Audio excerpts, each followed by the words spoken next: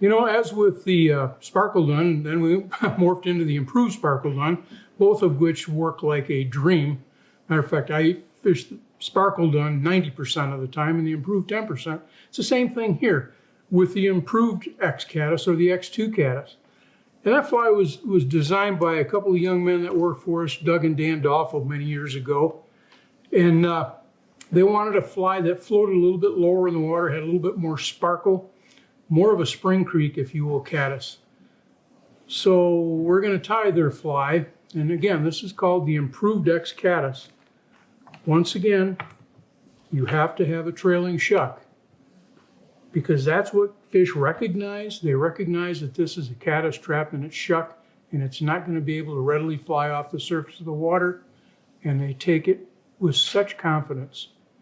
So there's your trailing shuck of Zelon that's dyed what we call caddis. It's just a universal color. Next, we're going to put a strand of crystal flash, and it just adds a little sparkle segmentation, if you will, to the body. So now we have a strand of crystal flash, and that'll become our ribbing.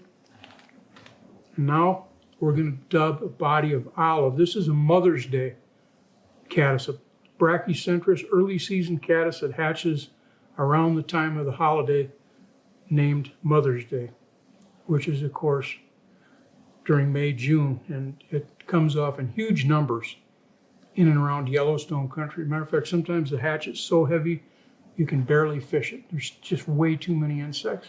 I've seen mats of insects 4 and 6 inches deep. Okay, now we're going to take that rough dub body and see that sparkle in there? That's so important, and resist all temptation to trim. You want that fly to be shaggy like that. Imitates an emerging caddis very well. Now we're going to take our crystal flash and rib through that body. Creates a little bit of segmentation and adds a little bit of sparkle. Now we're going to take a strand of Zelon, white Zelon, neutral color Zelon. And we're going to tie that Zelon on for an underwing.